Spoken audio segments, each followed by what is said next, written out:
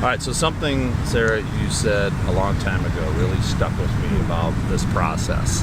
And a number of our members and clients obviously come from private family businesses as well. And I hear some of the challenges that come with that. But what you said to me was, it doesn't have to be a nightmare. Right. So what's behind that statement? I think a lot of people come into family business succession expecting it to be a nightmare. They should expect that it's hard. It's hard. There's complicated decisions. There's hard decisions. But there's no reason it has to be a nightmare, especially if you take your time, if you plan ahead, if you surround yourselves with other leaders, if even the next generation is surrounded by other leaders like you provide them the opportunity for.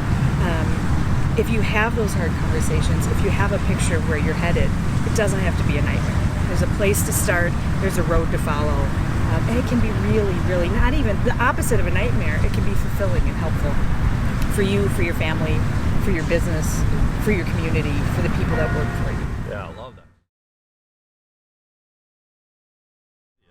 Or just when you think about your clients, just in general, at the end of the day, what is it they most want? Yeah. What are they seeking? Yeah, they're seeking that. They're seeking a place to start, a road to follow, a path to follow. And in so many things in life, there isn't that. I mean, I said this yesterday. If somebody said to you, here's where to start to be a great parent, wouldn't you jump, right? Sign up for that every day. Right. And family business, running a business, being in a family, it is complicated. There isn't always a place to start. The beautiful thing is there is with succession. There's a place you can start, a handful of questions you can answer that get you going on the road to really having a successful transition and it not being a nightmare. So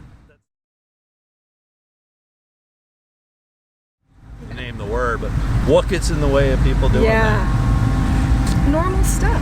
The day-to-day putting out fires inside of your business. The day-to-day fun or stress, depending on what the day is, of running a business and being part of a family. That's the number one thing. It's not having the time or having the perception that you have the time to pause, to step back and think about where is it you're trying to go? Why are you doing this and what's it all for? That's the number one. That's great. Yeah. Now you leverage a couple of unique tools to help you be able to help your family business clients move forward. One is, the traction EOS model, which is great. I've got personal experience with that, having been on the side of the business trying to implement it. Yes. And it's great to help an organization get organized, get clear, and have everybody on the same page and instill some accountability. But you also have a unique proprietary succession planning process that you leverage, which I think is very interesting. And I think you've even said, I picked up in the past, it's a hard process to begin with. It seems like it's only gotten more complicated. Yes. But you seem to have come up with a way to simplify that. Share a little bit more about that process. I'm going to start actually by giving a tool to people. Not a lot of people are familiar with the family business, the 3-circle model of family business. So if you imagine a Venn diagram with 3 circles overlapping a little bit, there's family and business. Those are 2 of them, right? You're a family business. The third piece of that Venn diagram is ownership. And a lot of people don't spend time thinking about that and really don't understand what it is to be an owner in any business, but for sure in a family business with multiple generations. And so the process that I use completely focuses there on ownership. And it's the starting point for succession, in my opinion. And I ask the owners, whether it's one owner, 2, whether it's 1 generation or 2 generations, maybe even 3 generations owning it, I ask them 6 important questions to help them get started. What are the 6? What are the 6 questions? Yeah, well, thanks. So the first one is, what are your values as an ownership group? And that it can sound flimsy to a lot of people, like, we're honest, we have integrity. That's not the question I'm asking. I ask them to look at the business. Maybe it's 120 years old, maybe it's 20 years old. Sure. How have they made ownership decisions over time? Not family decisions and not inside of the business decisions, because they have been following a set of values over time. So I help them look at that and say, okay, if these are our values, that will help guide decisions as owners of this business. So that's the first question. Excellent. Love that. Second one, really powerful. is, what is the legacy you're trying to build as owners? And there's two pieces of your legacy. The first one is, why do you stay in this three-circle world where you're a family and you own a business, right? And you're owners together. Why is it you're doing that? And if it's because Grandpa started in the business and you respect him and want to continue his legacy, I ask people to really dive in and look underneath that. What is it about the legacy? Is it employing people in your community? Is it manufacturing in the U.S.? What is it about that legacy that's exciting to you? Yeah.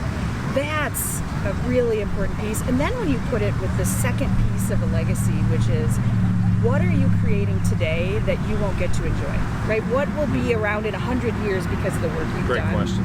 Love that question.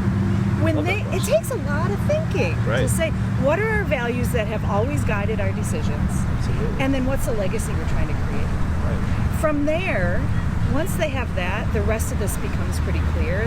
The rest of the questions are, what do you want your ownership life to look like in 10 years that will support that legacy? I think so few people know the answer to that, or have even allowed themselves to think about it. Right? I mean, the tricky thing is it's a little bit morbid to think about it too. Of course. Right? What is it going to look like? It's natural to put that up. Yeah. Absolutely. Right? So what does that look like? And then I ask them, what is your philosophy of owning this business? So it's not about business strategy. It's about what's your philosophy. And that's 4 things. It's, what does it take to be an owner? Right? Do you have to be a certain age? Do you have to lead the business? Do you have to have a certain education? Do you have to buy it? Is it gifted to you? Right? What does it take to be an owner? What does it take to work there? Do you just have to have a last name? Do you have to show up to work? Do you have to do none of the above? Do you have to have a degree? Right. Do you have to work somewhere else first? Right? Yeah. So what does it See take? it all. Right? Yeah, right? absolutely. And when you're clear about your values and your legacy, what that philosophy is becomes clear. Otherwise, you just kind of make it up. Yeah. Typically, people make it up as they go. It makes right? a ton of sense. And Right? I love those questions. Everything kind of leads into that after that's there, I imagine. It does. It does. The last 2 questions of your ownership philosophy are, what do we want out of this business? Sure. Do we want to shove all the profits back in? Are we looking for dividends? What kind of growth are we looking for? Yeah. Right? That's your philosophy as owners. Absolutely. And the 4th piece of your philosophy is, how will we make decisions as owners? Sometimes it's just majority shareholder makes it all. Sometimes it's consensus. That's a tricky one. But sometimes it's voting. For if you have lots of owners, it might be that you have a family council, right? So do you have a board? Right. How are you making decisions? How do you play that, right? What are the rules of engagement? Love that. Last questions are, what's the plan? 3 years, 1 year, 90 days. How are you going to get there? How are you going to get to that 10-year? And then the last question is, what do we need to solve, or what are the big ideas we need to pursue for all the rest of that to be true? Yeah. 6 questions. Yeah. All this makes a ton of logical sense to anybody that's been involved in a family business, but oftentimes it's the hardest thing. It's the art of the start, as they say. So how do you help people take a step or get started, or even what's that typically look like for you? Yeah.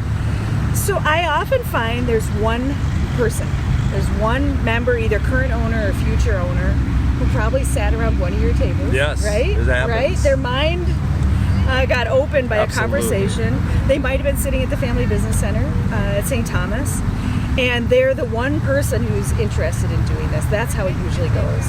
I usually talk with them and say, I'd be happy to give you and the other owners 90 minutes of my time. And I come in and I give them tools and I give them information. I give them the 3-circle model. I give them this great tool. It's simple, not easy to actually put the pen to paper, but you put all the owners, all the future owners, and your key leaders on this piece of paper. You put their current age, you add 10 years. Before you know it, a 14-year-old is 44. Right. Don't I know it?